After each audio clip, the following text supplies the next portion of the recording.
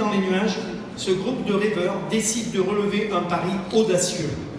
Celui de faire se rencontrer les volcans du monde. Celui de tisser un lien avec tous leurs collègues vignerons des volcans comme eux, aux Canaries, à Chypre, en Italie, en Grèce, partout, en terre de cendres.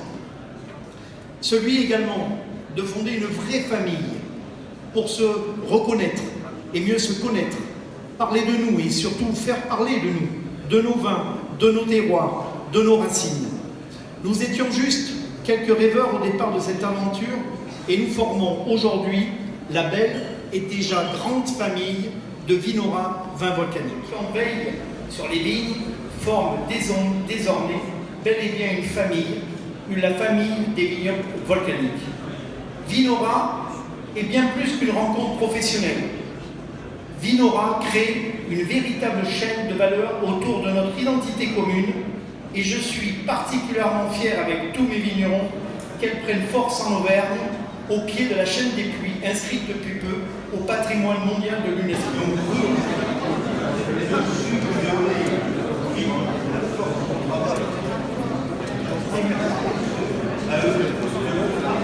Nous allons vivre maintenant, pendant 2 heures, un grand moment d'information et d'échange, de questionnement, dont l'objectif général est bien de fédérer notre grande famille des vins volcaniques pour la reconnaissance de leur identité millénaire.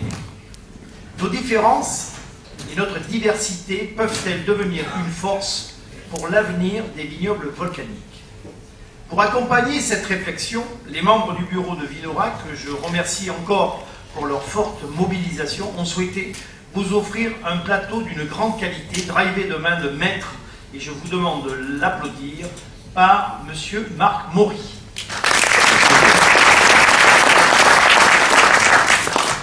Chaque volcan a sa propre empreinte, ses propres vins, sa propre histoire.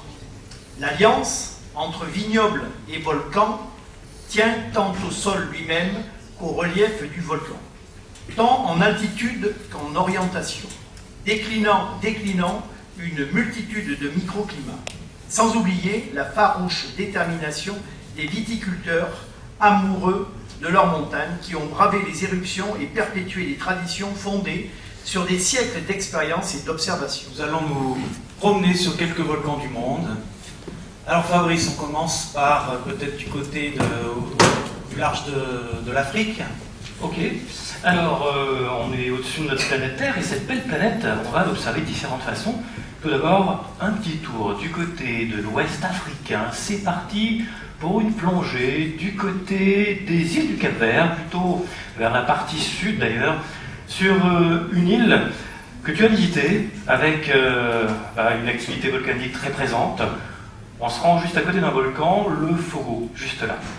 Alors cet archipel du Cap-Vert est entièrement volcanique et les îles sont de plus en plus jeunes si on va de l'est vers l'ouest. Et l'île où l'activité est la plus récente, elle est encore active actuellement, c'est l'île de Fogo. On va parler des vins de Fogo. Hein, on traduit, c'est les vins de feu, donc c'est pas mal pour démarrer ce colloque.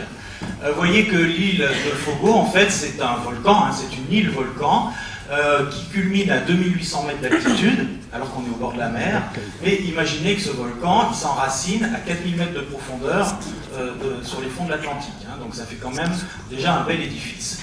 Ce volcan, on peut lire son histoire, une partie de son histoire en regardant cette image. Vous voyez que vous avez une grande paroi semi-circulaire qui marque en fait ce qui reste de l'effondrement du sommet du volcan lors d'une très grosse éruption qui aurait eu lieu il y a 10 000 ans. Cette éruption a provoqué d'ailleurs un énorme tsunami qui a recouvert toutes les autres îles du Cap-Vert. Par contre, étant donné qu'on est dans un milieu au milieu de l'océan, il y a une très forte humidité de l'air et le sol capte cette humidité. Et en particulier, ce sol, c'est un sol volcanique, c'est un sol de lapilli, hein, c'est-à-dire de petits fragments de lave pyroclastique. On appellerait ça ici les pouzzolanes. Et ces pouzzolanes qui proviennent des éruptions stromboliennes du volcan ont cette capacité à retenir l'eau présente en suspension dans l'air. Et vous voyez que les pieds de vigne sont plantés dans des entonnoirs, hein, et ces entonnoirs donc, amènent l'eau jusqu'au pied. Donc c'est un endroit extrêmement fertile malgré la faible pluviométrie.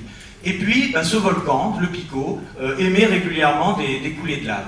La totalité des 1400 habitants ont été évacués. Il n'y a pas eu de mort parce qu'une coulée de lave ça avance lentement. Par contre, ça détruit tout sur son passage inexorablement, y compris la cave coopérative. Hein. Vous voyez le flux de lave a traversé la cave coopérative, on voit encore les cuves présentes. Voilà, donc vivre d'un vignoble volcanique, c'est pas tous les jours facile. Par contre, vraiment, les habitants sont vraiment accrochés à leur terroir, et dès qu'ils ont pu revenir, ils ont commencé à repeupler la caldeira. Sur les 1400 personnes qui ont été évacuées, 400 personnes sont déjà revenues, ils reconstruisent sur les coulées de lave, et le premier bâtiment qu'ils ont reconstruit de manière collective, c'est bien évidemment la cave coopérative, hein, et la production de vin a repris en 2018. Voilà, donc c'est un endroit assez spectaculaire qui m'a en tout cas beaucoup marqué et qui m'a donné envie en tout cas de commencer ce colloque par l'évocation de ce vignoble volcanique, mais qui se réduit de plus en plus parce que ces coulées de lave restent malgré tout stériles pendant des années. Hein. La coulée de lave de 1785 est encore un amas de roches stériles. Alors les Canaries, c'est aussi des îles que tout le monde peut connaître pour aller se balader, pour les vacances, pour parfois aller à la plage, mais aussi pour découvrir notre terroir qu'on va découvrir ensemble. On va se rendre juste ici. Allez, c'est parti, une petite descente du côté de ces îles. Alors vous en voyez plusieurs, hein, des îles canariennes, avec une petite triangulaire au centre, hein, qui est l'île Tenerife. Vous avez sur la droite Fuerteventura, et juste au nord de Fuerteventura, l'île de Lanzarote.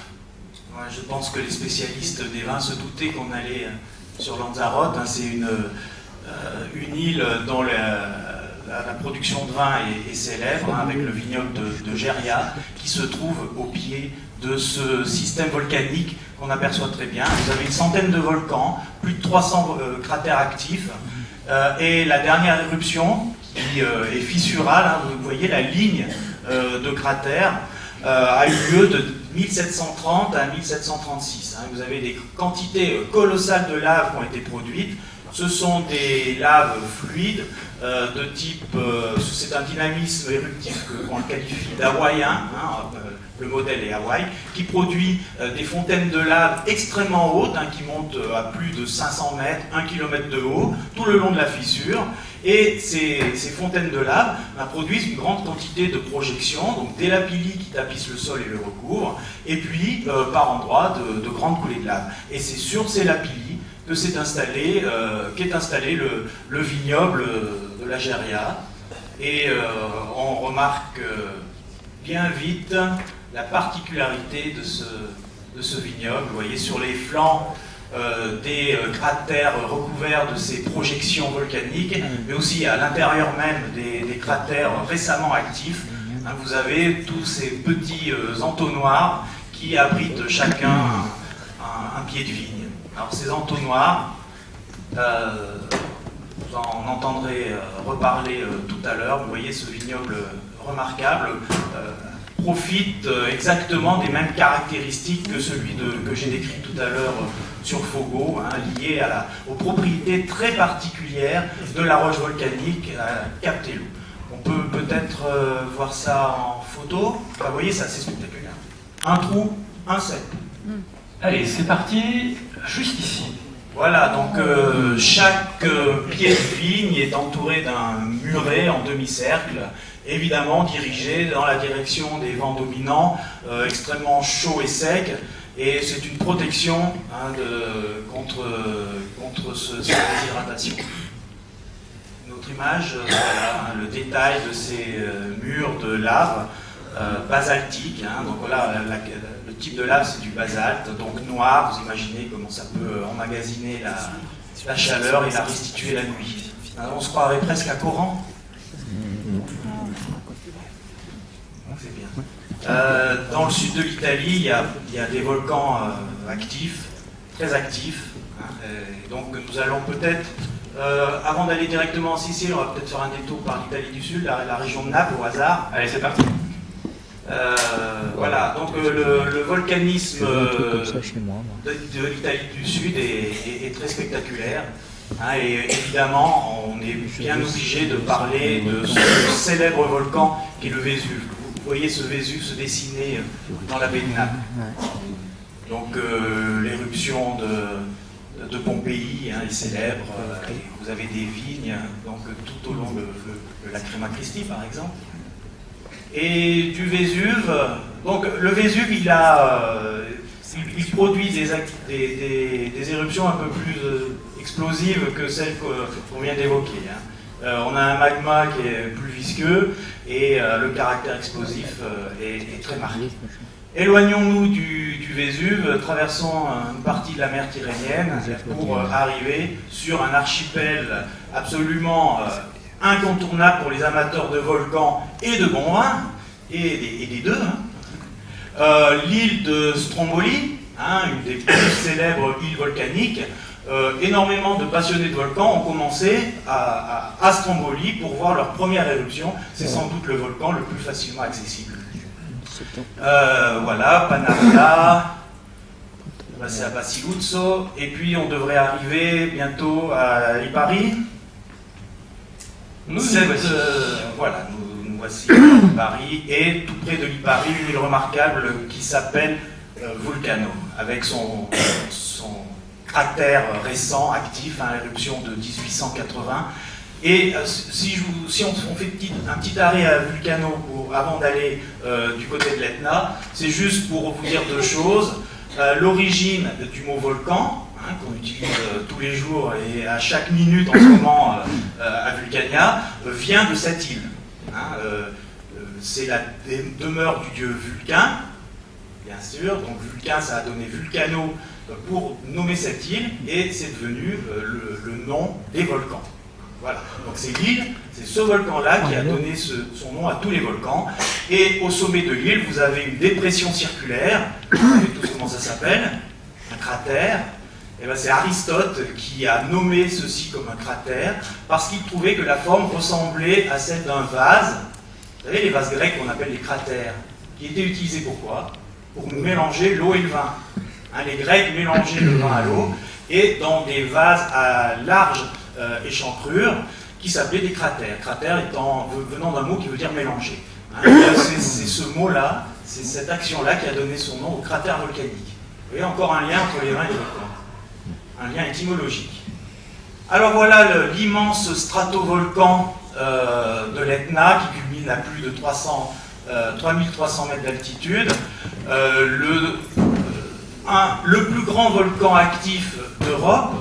En Europe, il y a deux volcans qui sont plus grands que l'Etna. Je suis obligé de vous les citer. Il y en a un qui se trouve en Allemagne, qui est Vogelsberg, et un autre qui se trouve pas loin, qui est le Cantal.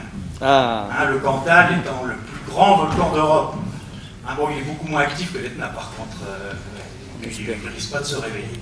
Vous voyez ces projections de lave pulvérisée qui vont déposer des lapilli, des scories sur tout le paysage. Elles vont être emportées par le vent, elles vont régulièrement arroser les villages alentours. Et une fois la lave dégazée, une fois qu'elle a perdu son gaz, elle s'écoule en de larges coulées de lave. Les coulées de lave de l'Etna sont un peu plus visqueuses que celles des Canaries. Et donc l'écoulement est plus lent et les coulées de lave sont beaucoup plus épaisses. Voilà, et au pied de ce volcan actif, très actif, on compte à peu près 14 éruptions par an sur l'Etna, en moyenne, se développe un vignoble. Donc j'imagine que vivre sur les flancs d'un volcan actif doit poser un certain nombre de problèmes, et certainement apporte des avantages. Alors on a la chance d'avoir avec nous des vignerons des flancs de l'Etna, et donc j'appelle Patricia Todt, qui va nous parler un peu, qui va répondre à un certain nombre de mes questions. Je vais poser, alors là c'est un exercice, attention, un peu compliqué, je vais poser les questions en italien, elle va répondre en anglais, et ensuite il y aura traduction. Vous avez vu, on aurait pu faire ça plus facilement, mais j'avais envie de parler italien. Je me suis déplacé sur les flancs de l'Etna, tout était gris, c'est une aile, puisqu'on l'a définie comme cela, et c'est elle qui décide, c'est quelque chose de particulier. The real excitement is that in the meanwhile in the other vineyards, I'm working with the Planeta family, they have 5 vineyards around. In 4 of them we are working with soils which were already outside in the surface and they are getting worked by the time and by the forces.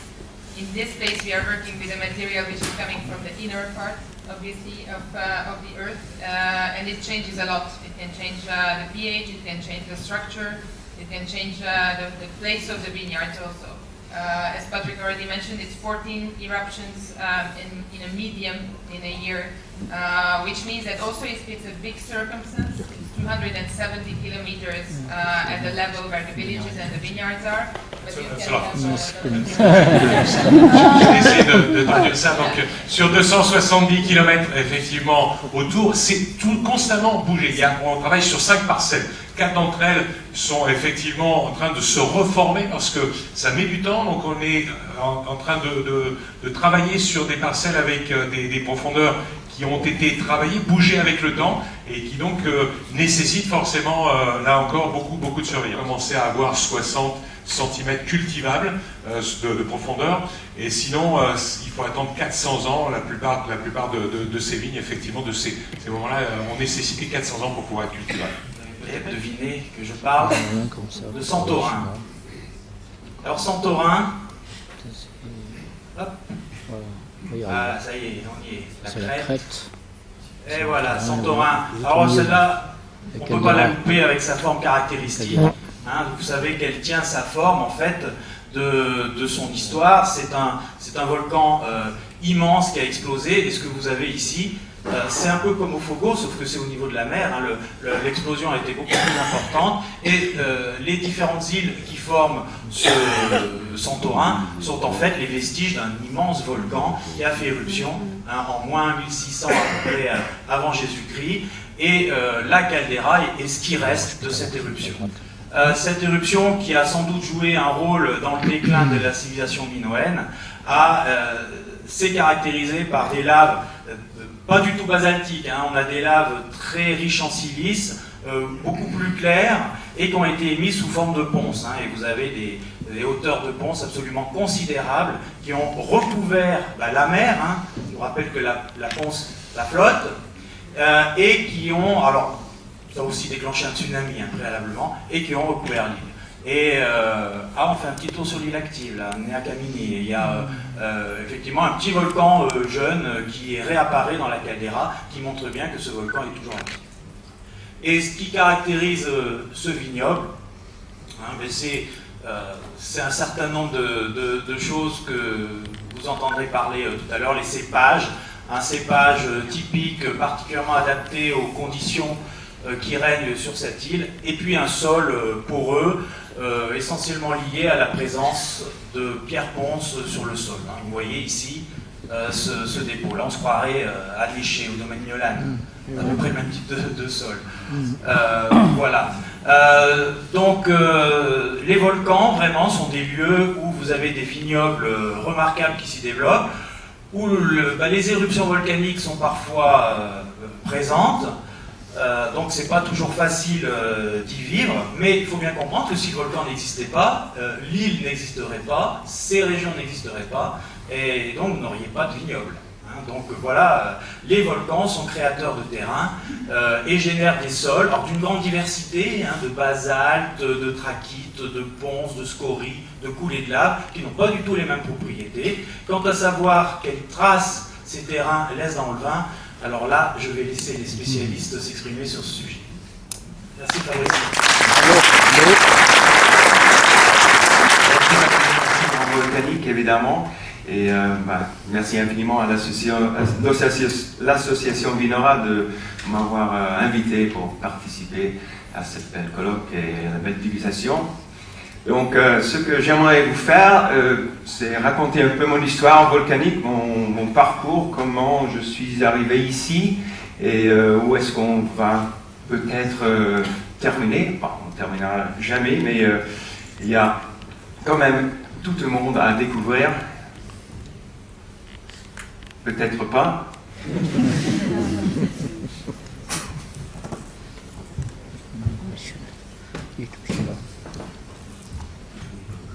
des techniques. On est en direct, on est en live, c'est normal. Et on a toujours besoin de la technique.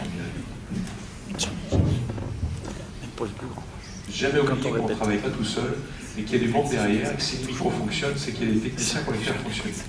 Voilà. Même chose avec le PowerPoint, c'est toujours quelque chose de très délicat. N'imagine pas le travail qu'il y a en amont. Et les gens qui sont dans l'ombre.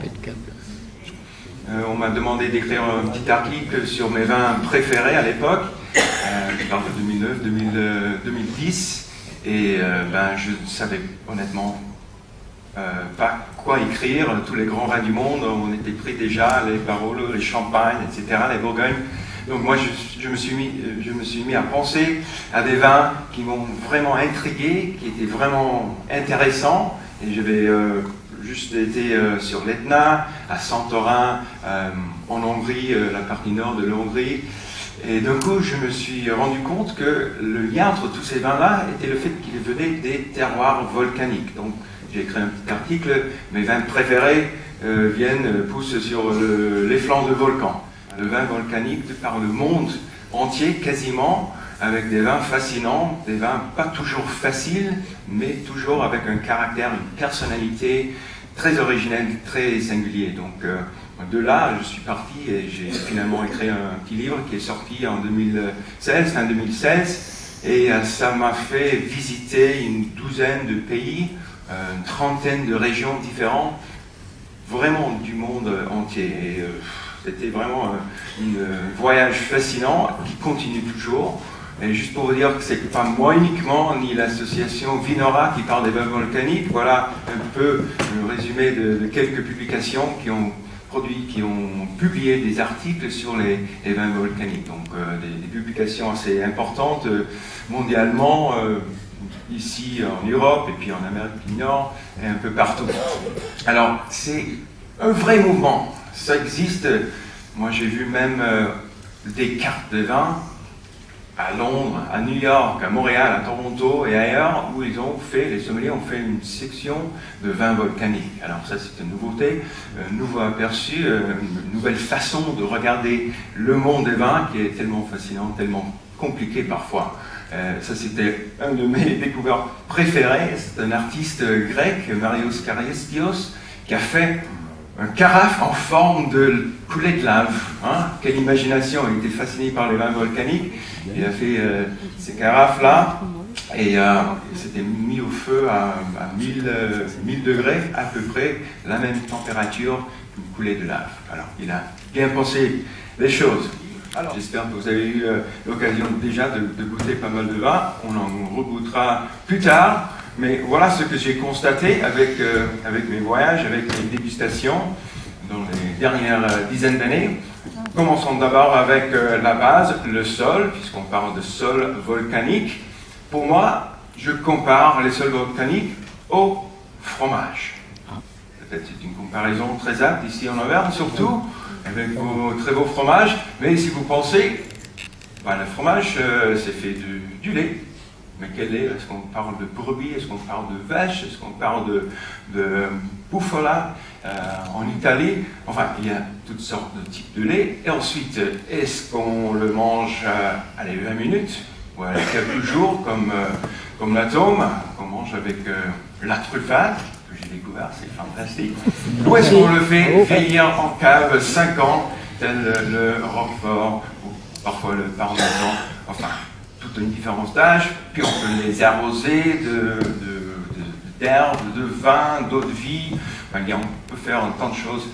Tous des fromages, mais des fromages qui sont bien différents. Mais les sols volcaniques sont pareils. Tout dépend de la type de magma, la lave qui sort, la composition chimique. Et puis est-ce qu'on parle d'une coulée de lave d'il y a 3 jours ou 3 millions d'années? Quand la roche altère, ça prend du temps, ça prend de la pluie, ça prend certaines météos, tout se passe à des périodes différentes. Donc, on a un tas de sols qui sont tous, à mon avis, hautement volcaniques, mais très très différents. Donc, c'est très dur de dire, voilà le caractéristique d'un vin volcanique. Ça n'existe pas dans le singulier. En fait, la première phrase que j'ai écrite dans mon livre, c'était volcanic wines do not exist. Ça sent drôle de commencer un livre sur les vins volcaniques, mais je continue en disant que les volcanic wines, les vins volcaniques au pluriel, voilà, ça existe. C'est une famille de vins avec des caractéristiques différentes, avec des cépages, des centaines de cépages, des climats qui vont du subtropical jusqu'au froid continental, et des cultures bien différentes, du Chili à Santorin, au nord de l'Allemagne. Donc, une variété fascinante de potentiel de vins volcaniques. Alors, les basaltes sont beaucoup plus fluides, les rhyolites et les andésitants entre les deux, un petit peu plus explosifs. Donc voilà, si on a des volcans avec des magmas rhyolitiques, ça a tendance à s'exploser, tandis que celles avec les basaltes sont des éruptions effusives, on les appelle effusives, c'est-à-dire stromboliens ou hawaïens, des coulées de lave beaucoup plus fluides, beaucoup moins denses. Et ça donne des terroirs différents, des composants chimiques différents, et donc des vins, évidemment, pas les mêmes. Mais les points communs, si on peut parler en général, et là il faut généraliser pas mal, c'est le fait qu'ils sont souvent très drainants, chose primordiale, très importante pour la qualité du vin. Ça retient très peu d'eau, ce qui veut dire que la vigne est toujours en recherche d'humidité pour pouvoir survivre et ramasser les nutriments. Les roches volcaniques ont une belle gamme d'éléments nutritifs, mais ils ne sont pas disponibles parce que c'est toujours, en certains cas, de la roche. Et pour qu'un élément soit disponible à la plante, il faut que ça soit désaltéré, enfin mélangé avec d'eau pour que le système racinaire puisse prendre les éléments. Donc il y a une belle buffet pour la vigne, mais pas trop de rien, si vous comprenez. Et en général très faible en matière organique, ce qui fait en général des rendements très bas.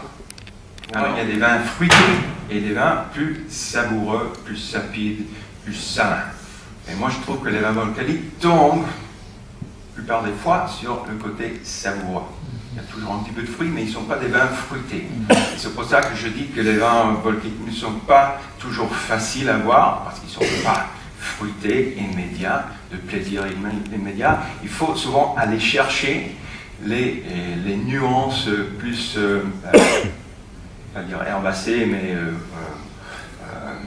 non pas végétales, mais bon, on pourrait en parler même de salinité, de densité. Rappelez-vous qu'on parle de rendement très faible, ce qui donne une très haute densité, concentration dans les vins, et une fraîcheur, parfois acide, mais parfois une fraîcheur qui vient d'une pointe d'amertume, qui est très intéressant, à mon avis. Et donc, bon, parlons 3 secondes de la minéralité, cette parole qui est bien usée, abusée un peu dans le monde du vin. Qu'est-ce que ça veut dire? Ben, moi, j'ai une définition très concrète. Pour moi, la minéralité n'est pas un arôme. Les arômes sont tous à cause d'éléments organiques. Pour moi, la minéralité, tout simplement, c'est la salinité et l'amertume. Et ça, on peut mesurer, ça, on peut aller chercher dans le vin, dans le sol, on peut faire des liens entre sol et vin au niveau goût, pas arôme, pour pouvoir finalement arriver à une définition de minéralité qui veut dire quelque chose, et ce n'est pas juste une métaphore. Ce côté un peu salin, amer, acide succinique, ça c'est pour moi clé des vins sapides, savoureux, minéral. C'est un acide à la fois acide, mais aussi salé. Et on voit que l'acide succinique, il y en a souvent plus quand on fait des vinifications spontanées, levures indigènes. Parce qu'il y a plusieurs levures qui travaillent et qui produisent plus d'acide succinique qu'avec des levures sélectionnées. Et puis il y a l'histoire des glutamates, des acides aminés, qui donnent le côté umami, qu'on retrouve dans certains vins, la conductivité électrique, ça semble un peu farfelu, mais bon, c'est une mesure de concentration ionique du vin. Plus il y a d'ions, plus il y a de conductivité, plus il y aura peut-être une minéralité ou quelque chose un peu extra dans le vin. On pourrait parler même, on pourrait rechercher les microbiotes. Est-ce que ça existe dans les régions volcaniques, un microbiota particulier? On sait déjà qu'au niveau micro, il y a beaucoup de différences de parcelle en parcelle, mais globalement, dans une région, il y a une famille de microbiotes qu'on peut reconnaître et ce qui influence énormément le vin. Je parle des levures, mais non seulement des levures, des bactéries qui ont un effet, ça on le sait, sur le goût du vin. Est-ce que ça existe quelque chose d'unique pour les terroirs volcaniques? À voir. Et puis, allons encore plus loin, résonance magnétique, on en parlait avec M. Marcel ce matin, on sait que les roches volcaniques basculent les boussoles, enfin ça dénature le boussole, ça change le champ magnétique. Quel effet est-ce que ça pourrait avoir sur le vin ou la vigne qui ensuite change le vin? Ça, c'est à voir. Bon. Pour le futur. Mais, c'est une idée des recherches qu'on a fait comparant des vins volcaniques avec des vins volcaniques, pas assez d'exemples pour en tirer des résultats scientifiques, mais ça va venir. Votre idée de minéralité, à voir si on partage une même idée de salinité, d'amertume, quelque chose de vraiment concret et mesurable. Et là, si vous prenez des vins du Santorin, par exemple, tellement intense, tellement salé, on ne peut pas dire qu'il y a quelque chose là très loin. Ce sont les arguments parfaits, magnifiques. Merci, bel exposé. Merci John Szabo. Donc, des volcans depuis le Cap-Vert jusqu'à Santorin. On va utiliser donc un outil qui s'appelle Planète Dévoilée, qu'on a réalisé ici à Vulcania avec un partenariat et l'entreprise Planète Observer qui se trouve à Clermont-Ferrand. Ça fait 30 ans qu'ils sont des spécialistes et pionniers d'imagerie satellitaire et on a créé un outil qui est unique au monde puisqu'il se trouve qu'à Vulcania. Donc on va pouvoir se balader comme ça autour de la Terre. Alors je pourrais bien sûr, c'est ce qu'on fait en médiation scientifique ici à Vulcania, se balader partout sur la planète. Nous, notre sujet, ça va être un sujet géré plus local, mais on pourrait très bien aller aussi de l'autre côté du système solaire, puisque cet outil permet de le faire. Alors nous, on va laisser ce côté de la Terre où tout de suite il fait nuit, on va tout de suite se rendre dans une partie de la planète où, eh bien, vous retrouvez des paysages typiquement volcaniques. Alors juste là, vous êtes au-dessus de la chaîne des Puys. Je pense que tout le monde la voit, oui, c'est bon? Oui. Mais en fait, si je m'arrête ici un instant, c'est juste pour vous rappeler que les paysages qui se créent à un endroit ne naissent pas comme ça, spontanément. Il leur faut parfois des millions d'années avant de ressembler à ce qu'on connaît aujourd'hui. Donc on va tout de suite commencer sur quelque chose qui est très très éloigné, qui ne ressemble pas du tout à la planète que vous avez. C'était il y a quelque chose comme 350 millions d'années. Vous aviez des continents qui étaient réunis dans un lieu bien différent d'aujourd'hui, puisqu'on était plutôt en Europe du côté de l'équateur, la radio n'était pas la même non plus, avec des grands continents qui s'étaient réunis. La Pangée, c'est comme ça qu'on appelait ce supercontinent. Donc la chaîne des Puys, elle est ici, avec toute la zone verte, sont les volcans, une zone ici verte à côté de la ville de Clermont-Ferrand, ce grand trait qu'il y a au milieu de l'écran, c'est la faille de Limagne, juste là, et les volcans à côté. Alors c'est toute une zone dont je vous parlais tout à l'heure, cette faille de Limagne, qui a été surmontée par des coulées de lave. Une ancienne, juste ici, là voici, la montagne de la Serre. Vous voyez cette espèce de banc, juste là. En fait, c'est une coulée de lave qui est venue ici il y a 3 millions d'années. Elle a moulé la vallée de l'époque, à 600 mètres d'altitude, alors que maintenant la plaine elle est à 300 mètres. Juste ici, à gauche, une autre coulée de lave beaucoup plus récente, elle vient des plus jeunes volcans de cette portion de la chaîne des Puys de la Bâche et de la Solace. Alors quand on remonte cette coulée de lave, toute jeune, on voit qu'elle apparaît au cours d'eau de la Verre. Et sur votre gauche, ça vous forme un lac, le lac d'Eda. Remontons ces volcans, cette chaîne des Puys, avec les Puys de la Bâche et de la Solace, on les voit très bien. Vous voyez ces volcans qui ont une forme égueulée, une forme en fer à cheval. Et voici, on voit bien les couleurs ocre de ces volcans. Les formes jeunes, on reconnaît très bien. Voici le puits de Dôme, juste là, un dôme qu'on voyait tout à l'heure, qui a été actif il y a peu de temps, 11 000 ans. Et derrière, les beaux volcans, le Pariou, qu'on a vu tout à l'heure, qui est juste ici. Les Auvergnats sont très généreux parce que pour certains volcans, il n'y a pas un seul cratère, il y en a plusieurs. C'est le cas au Puy de Côme, plusieurs volcans dans le même. Ça, c'est assez particulier. Et comme on est dans un endroit où les volcans ont beaucoup marqué le terroir, eh bien, vous avez juste à côté, dans les zones un peu plus basses, dans les coteaux secs, dans les coteaux bien exposés, des vignobles, alors très nombreux. J'entendais tout à l'heure Châteauguay, on est juste ici, dans cette zone-là, hein, sur des plateaux volcaniques, un peu plus anciens. Si vous allez plus au sud, eh bien vous passez au-dessus de Clermont-Ferrand et vous arrivez à nouveau vers d'autres volcans. Voici le plateau de Gergovie qu'on vient de passer très vite.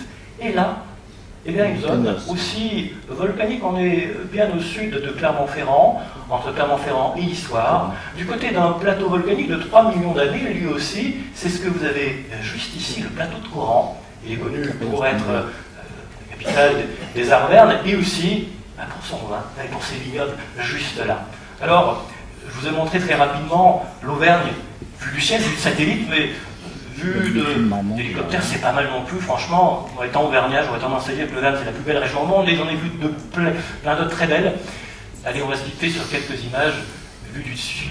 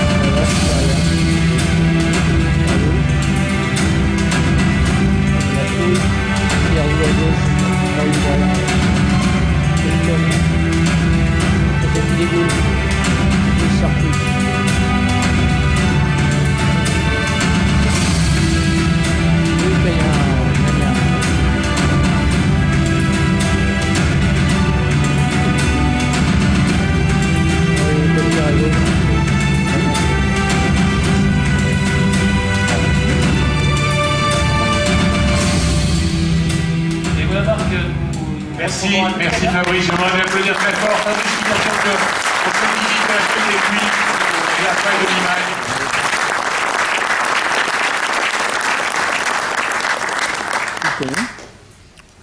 Écoutez, bonjour à tous, ravi de vous retrouver cette fin d'après-midi. On a déjà vécu de très grands du Greco, du Fiano, d'autres cépages. Un autre cépage aussi qui est très ancien, qu'ils ont retrouvé grâce au test ADN dans la parcelle, c'est le Jemail, qui est un cépage qu'on appelle le jumeau, et qui est un cépage effectivement très ancien, pas très utilisé encore aujourd'hui, mais dont on a pu, par miracle un peu, grâce aux ampélographes, retrouver un peu la trace. Et c'est vrai que la coulée de lave, ici, ont permis de figer quelque part les emplacements des vignes, comme on l'a évoqué tout à l'heure, d'avoir le système racinaire finalement dessiné dans le sol, d'avoir aussi, de pouvoir juger, ou évoquer ou analyser l'âge des vignes à l'époque où c'est arrivé, enfin, etc.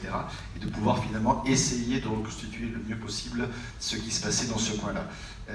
Le vin que j'ai pu goûter avait effectivement, non pas des arômes extraordinaires, même s'il y avait quand même des notes, notamment florales extrêmement fortes, mais surtout cette saveur particulière, ces notes un peu d'umami dont on a évoqué aussi tout à l'heure avec le glutamate, et tout d'un coup, comme on a un peu sur le vin de Santorin d'ailleurs aussi, hein, une sorte d'explosion de fraîcheur en bouche, une acidité qui est souvent bien en réserve, avec des pH effectivement relativement bas, ce qui permet d'avoir minéralité, acidité. Franchement, des fois, c'est un peu confusant. Effectivement, les notes salines, les notes iodées, le côté graphite que l'on peut se dans certains vins, sont autant d'éléments qui peuvent rappeler effectivement, ou qui peuvent aider à expliquer la minéralité pour les gens, parce que les gens me disent mais finalement vous sucez des cailloux, c'est comme ça que vous expliquez la minéralité. Donc on peut regarder la pierre. Jacques Puiset, qui est un grand œnologue que certains d'entre vous ont peut-être rencontré ou entendu parler, disait que lui il aimait à goûter les vins en prenant dans la main opposée au verre, effectivement, la terre dans laquelle le vin était issu, le raisin était issu. Et effectivement, une sorte d'énergie qui transperce un peu le corps et qui faisait en sorte que, quelque part, on le ressentait davantage. On ne peut pas faire à tout le monde et tout le temps dans un restaurant, même à la maison. Hein. Mais si vous allez de temps en temps, et vous le souhaitez, chez les vignerons, n'hésitez pas à aller vous imprégner effectivement non seulement de la cave et du vin que vous goûtez, et au-delà du verre et de la bouteille, d'aller voir effectivement la terre. pas juste pour y marcher, mais pour la sentir, cette terre, qui a souvent une odeur particulière, parce qu'il y a plein de micro-organismes qui sont développés, qui ne sont pas là par hasard. C'est leur histoire qui se transmet effectivement dans ce sol particulier. Donc c'est vrai que bon, l'Italie et le Vésuve, c'est quelque chose de fantastique. L'Etna qu'on a évoqué aussi, on a la chance d'avoir en plus une vigneronne de ce secteur-là. Merci d'être avec nous aujourd'hui. Vous avez partagé effectivement voilà, cette fascination et cette angoisse en même temps. On peut le comprendre sur cette image, avec cette vigne qui est quasiment une survivante, quelque part, de ces différentes expressions, et pour lesquelles moi j'ai une passion pour les vins de Sicile. J'ai appréhendé la Sicile avec le Nero d'Avola, j'ai découvert ensuite le Nero de Mascalese, que je trouve encore plus intéressant, comme cépage rouge, mais il y a des blancs aussi très intéressants aussi, et je trouve qu'ils ont une profondeur. Vous savez, souvent on parle de vin en disant oh, on en prend plein le palais, il y a de la rondeur, etc. C'est bien, la rondeur c'est rassurant, mais finalement le souvenir, il n'est pas juste dans la rondeur, il est dans la profondeur. Et ces vins de terroir volcanique ont souvent cette intensité, cette profondeur, cette longueur, que l'on peut traduire par cette amertume noble que l'on évoque, mais au-delà de ça, la matière effectivement est assez concentrée. Parmi les termes qu'on a utilisés cet après-midi notamment, on va parler du fer. Le fer que l'on retrouve dans l'analyse effectivement beaucoup plus marqué, et pourtant dans des petites quantités, dans l'analyse de la terre et dans des grandes quantités finalement dans le vin lui-même. Et le fer, la dimension ferrugineuse, et c'est pas parce que Bourvil est d'ici, hein, et l'eau ferrugineuse, il savait ce que c'était, mesdames et messieurs, je ne vais pas vous la faire tout de suite, mais l'eau ferrugineuse, mesdames et messieurs, quand même, c'est quelque chose d'important. Mais dans le vin, on s'aperçoit que des grands terroirs, et parmi les plus célèbres qui soient, nous en France, on a parmi beaucoup de références la chance d'avoir un certain nombre de grands vins.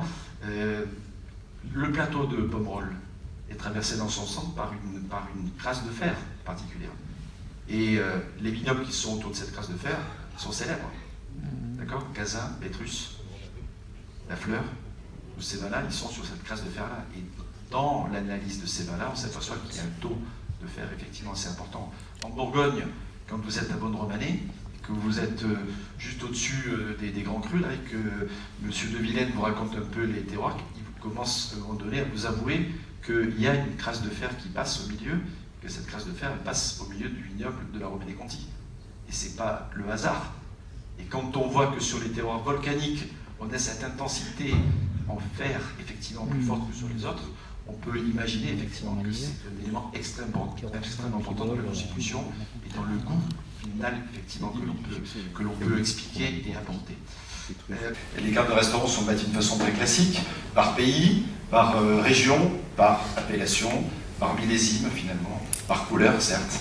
De temps en temps, ces dernières années, des démarches plus originales montrent des vins par puissance, des vins par saveur. On a parlé tout à l'heure, non pas de l'opposition, mais des styles, du fruité par exemple, voire du minéral, entre guillemets, sur lequel on pourra revenir. Est-ce que c'est intéressant de les classer comme ça? Vraisemblablement oui, puisque les gens aujourd'hui n'ont peut-être pas la culture que l'on a pu avoir à une certaine époque, parce que parfois les gens sont hermétiques au simple nom de l'appellation, sont plus sensibles et plus habitués ou ont plus de repères sur le nom du cépage par exemple. Mais qu'un cépage, et on l'a bien vu dans l'analyse de John notamment tout à l'heure, ou des différentes interventions, c'est qu'un cépage, selon comment il est travaillé, on s'en doute, selon où il est planté, selon l'influence de son climat, et surtout selon l'influence de sa géologie, finalement, en termes d'analyse, il n'est pas la même chose. Et si l'analyse est différente, bien entendu, c'est ce qui nous intéresse, le goût est différent. Et donc comment l'exprimer, comment le faire vivre. Il y a une vraie, je pense, c'était une des conversations qu'on avait avec Pierre et les équipes qui l'entouraient pour faire naître ce projet, il y a une vraie idée qui est sûrement de faire parler ce terroir, ces terroirs différents. On a vu que volcanique, ça se conjugue au pluriel, entre effectivement la pierre ponce et le basalte pour prendre deux faits marquants, le blanc et le noir, le yin et le yang, etc., la bicéphalité particulière identifiable, c'est déjà pas simple. Et quand on intègre les nuances, l'âge de ces géologies particulières, la fertilité ou non, effectivement, parce que c'est vrai que si c'est pur, ça a du mal à être fertile, mais lorsque par strate, on va arriver effectivement des argiles ou d'autres composantes qui nourrissent le sol, on s'aperçoit effectivement que la vigne, à travers ses failles, ou à travers le travail des hommes pour creuser ces fameux entonnoirs, ces petits cratères finalement, ces mini-cratères, c'est un terme qui parle plus peut-être aujourd'hui pour nous, compte tenu du thème, eh bien, permettent effectivement de révéler le terroir et de permettre à ces vignes singulières effectivement de pousser. Maîtriser le feu, c'est quelque chose d'important, ne serait-ce que pour cuire, pour se nourrir. Manger cru, manger cuit, c'est pas la même chose. Donc effectivement, il y a cette notion particulière du feu qui effectivement est très importante dans nos civilisations, dans le survie de nos civilisations. Alors, on ne va pas se refaire toute l'histoire, mais rapidement, comment nous, finalement, en étant complémentaires à ce qui vient de s'être dit cet après-midi, comment nous, sommeliers, on voit effectivement les mots que l'on peut mettre sur ces différents secteurs viticoles marqués par leur histoire volcanique. Alors, on est en Auvergne, et c'est essentiellement en Auvergne, on l'a compris à travers toutes les images qu'on a aujourd'hui, qu'en France notamment, effectivement, on parle de volcanisme. Il y a bien entendu d'autres endroits en France, on a évoqué le Rentgen de Thann, on peut en Alsace, on a ici, dans les gens qui ont la gentillesse de venir participer à ce premier salon Vinora, des gens du sud de la France, Besna par exemple, dans le Languedoc, le volcan de Beaulieu, on a eu la chance d'avoir ici Pierre Guélan qui est propriétaire de ce terroir qui est situé au nord d'Aix-en-Provence, juste à la limite du Luberon. Bien sûr en qualité aussi, sinon mais bien sûr, mais surtout en quantité parce que c'est une terre nourricière, c'est une terre aussi qui était propice à pouvoir exporter les vins et notamment vers la région parisienne. Et après le phylloxéra, le développement du chemin de fer, différents événements qui ont marqué notamment le 19e siècle, effectivement la viticulture s'est un petit peu réduite, mais on l'a évoqué tout à l'heure, vive le Coran, le Chanturc, le Châteauguay, le Poud et le reste. Il y a de grands terroirs effectivement qui reviennent non pas seulement au goût du jour, mais peut-être dans la tendance actuelle, c'est-à-dire l'envie de retrouver des racines, l'envie de goûter autre chose, l'envie aussi de goûter ou d'avoir accès à des vins un petit peu singuliers, avec des saveurs particulières. Et là, il y a une vraie carte à jouer. Juste un petit clin d'œil pour nos amis d'Auvergne qui nous reçoivent aussi aujourd'hui. J'aimerais que pour cette partie-là, d'ailleurs, on puisse faire intervenir mon confrère, donc Corentin Aubry, qui a décidé, lui, j'ai demandé quelle région il avait envie d'évoquer, de quel vin il a envie de vous parler, et il a choisi lui qui est pas très loin d'ici finalement, il faut nous parler un petit peu, Aubry, de vos origines, et de quel vin vous avez envie de vous parler en tant que sommelier pour le décrire ou le faire partager à nos amis aujourd'hui. Alors moi j'avais à cœur de vous parler, en fait, on a parlé des vins volcaniques à l'échelle mondiale, mais peut-être plus local, puisqu'on est ici sur des terres volcaniques. Moi je suis né à Rouen, juste à côté, et j'ai eu la chance de faire mes études à Chamalières, donc vraiment en plein cœur pour découvrir ces vins. Aujourd'hui, donc, les côtes d'Auvergne, c'est indéniable, sont des terroirs volcaniques, et c'est ce qui est assez intéressant, parce qu'on va avoir des terroirs en altitude, avec des ensoleillements particuliers, des cépages particuliers aussi. On va retrouver le gamay, ou les gamay, parce qu'il y a plusieurs types de gamay, pour les vins rouges et rosés.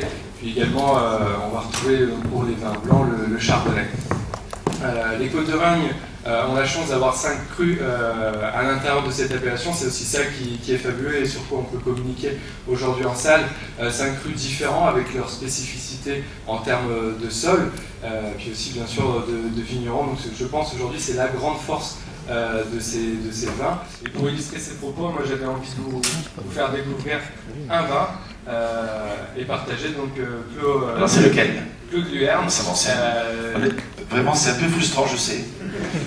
Mais vous allez pouvoir déguster ce vin tout à l'heure si vous souhaitez avant de partir. Alors c'est quoi? Expliquez-nous exactement en fait, ce que c'est ce la vin. première production de Vincent Dupoulier. C'est un vin rouge. C'est un vin rouge de Gamay gamay auvergnat, donc qui est à la base un greffage de gamay et de pinot noir. Bon, ce premier salon Vinora. Bonne santé à tous. Bonne santé. Donc, qui va être à l'est de Clermont-Ferrand. Ça, c'est le travail du sommelier à l'office avant de passer dans la salle. Donc un jeune vigneron qui vient de s'implanter, premier millésime en 2018, c'est aussi ça que je trouve intéressant, c'est des terroirs de renouveau. Et donc 100% gamay, qui va être élevé en amphore, très peu d'intrants, parce qu'aujourd'hui c'est aussi ce qu'on nous parle en sommellerie, qui est la notion de sulfite. Bah, écoutez, ici il y a des intrants juste avant de mettre en amphore, donc élevé en amphore, 45 arts, c'est vraiment une toute petite production. Et moi j'ai découvert ce vin tout à l'heure, pour être honnête avec vous, je ne connaissais pas ce vigneron et j'ai trouvé que c'était fabuleux, un vrai vin de gastronomie, parce que je pense qu'aujourd'hui on parle de gamay, on voit comme des vins de soif, des vins de copains. Je pense qu'aujourd'hui on a tous à cœur de dire que ce sont des grands vins, des vins à boire et c'est de vrais compagnons de table. Je pense qu'aujourd'hui je le prouve. Donc le jeu de fruits du gamay, les notes un petit peu fumées, légèrement épicées en complément. Et puis le côté savon. Donc je vais laisser la parole à Mélanie qui va vous dire un peu ses souvenirs de Santorin et puis nous faire goûter, pas nous, désolé, hein, mais en tout cas de partager ensemble une petite émotion autour d'un blanc de Santorin. Bonjour à tous. Donc oui, en effet, c'est grâce à ce voyage-là à Santorin que ça m'a inspiré cet exposé. Donc Santorin est une île relativement petite de 76 km². Comme ça a été précédemment dit, il y a une grande caldeira qui s'est effondrée. Elle a été ensevelie par les eaux. Et c'est là où Platon s'en est inspiré pour le mythe de l'Atlantide. Donc c'est une île avec un sol très volcanique en effet. Donc on retrouve beaucoup de pierres ponces, de pouzzolane, de cendres volcaniques, de schiste et de calcaire.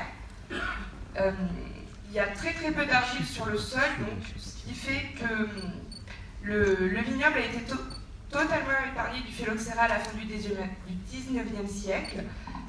Donc ce qui fait qu'aujourd'hui on retrouve des vignes francs de pied ainsi que des cèpes, comme c'était aussi précédemment dit, de 400 ans environ. Alors là, le vignoble de Santorin est soumis à un climat très très rude, malgré des hivers doux, on a des étés très très secs. Il pleut quasiment pas, voire pas du tout, d'avril à octobre, ce qui est bien pour les touristes, même mieux. Ensuite, les vents sont assez puissants, mais comme ils prennent la mer, ça permet de l'irrigation de la vigne. Et du coup, les vignerons ont mis au point une technique ancestrale, donc on a vu aussi. Ils enroulent les sarments, voilà, comme vous voyez ici, ils enroulent les sarments à même le sol, ce qui forme des paniers ou des corbeilles qui protègent la vigne et du vent, et qui permet de garder l'humidité à l'intérieur pour irriguer la vigne. Donc cette méthode-là, les Grecs appellent ça la coulara. Donc le cépage très emblématique de Santorin, c'est la Certico. Pour le blanc. Ensuite, on a le Mavo Tragano pour le rouge, les plus emblématiques. On peut retrouver aussi un vin de paille, un petit peu comme le vin de paille du Jura, qui est le Vassanto, donc, qui a un petit peu des côtés oxydatifs aussi de pruneau. C'est un vin quand même assez sucré. Oui, par définition. Oui, donc du coup, là, on va déguster la cuvée Monsignoré. Donc c'est en 100% Assertico. C'est des vignes du coup qui sont de 150 à 200 ans, donc francs de pied, donc ce qui est quasi introuvable en France. C'est un élevage en foudre, donc on peut retrouver une certaine rondeur en bouche. On a un nez, alors tout de suite on a un nez quand même où on sent quand même cette minéralité et aussi un petit peu d'agrumes. Et puis ensuite en bouche. Ça sent la mer. On a vraiment l'impression d'être au bord de la mer, d'avoir les embruns marins. C'est ça la minéralité dont vous parlez. C'est ça le côté salin, la minéralité. On retrouve vraiment aussi des arômes d'agrumes. Et comme c'est élevé en foudre pendant quelques temps, on retrouve aussi une belle rondeur. On est quand même sur quelque chose de tendu, mais une belle rondeur en milieu de bouche. Et je trouve que c'est un vin qui s'accorderait très bien avec les produits locaux, tout ce qui est feta, salade grecque. Il y a aussi un fromage de brebis et de chèvre, donc c'est un fromage frais qui se marierait très bien avec ce vin. Puis les poissons grillés, toutes ces choses-là. Disons que d'abord je lève mon verre à ce bel événement. Je voudrais remercier encore tous les organisateurs parce que franchement, je pense que c'est une belle idée, une riche idée. Et puis dire aussi qu'on boit dans un verre et que finalement le verre c'est un pied, c'est aussi une jambe, une tige, et puis là c'est un calice, mais que le calice est aussi un cratère finalement, et que finalement à chaque fois que l'on porte un toast et qu'on porte le vin en bouche, c'est au cratère que l'on rend hommage. Merci beaucoup et très bonne fête journée à tous. Merci beaucoup. Plus fort, beaucoup plus fort, vive la Maroc. Merci à commentaire, merci à Mélanie qui m'a entendu. Retenez-vous. C'est une très belle conclusion justement pour ce colloque. Merci beaucoup. Voilà, ainsi se termine ce colloque. Je sais, c'était 2 heures, mais 2 heures intenses. Je suis sûr que vous avez appris des choses. Je suis sûr que vous allez ressortir là en disant « Ok, c'est bon, je sais un peu plus de choses maintenant et ça, c'est aussi intéressant. » Pour ce premier salon international des vins volcaniques ici à Vinora. Alors, c'est pas totalement fini parce que vous allez pouvoir retourner dans la salle dans quelques instants. À 19h, nos amis de France 3 feront un direct ici. Donc, on vous demandera de venir sur cet arc. Ils ont les caméras sur la droite. Vous mettez sur cet arc, dégustez tout ce que vous pouvez déguster devant, parlez entre vous, surtout déambuler, continuez justement d'en profiter. Voilà, et puis ensuite de ça, ceux qui seront encore avec nous, eh bien on se retrouvera au volcan de l'Antégie pour un dîner tout à l'heure, tous ensemble, et continuer de déviser. Je sais que nos invités ont été extrêmement intéressants, vous pourrez continuer de parler avec eux et échanger tout à l'heure grâce à tout ce qu'ils vous ont dit aujourd'hui. Voilà, merci encore une fois de votre attention, merci à Pierre et toute l'association Vinora, merci aux organisateurs, à la technique derrière, parce qu'il y a toujours du monde. C'est une excellente soirée.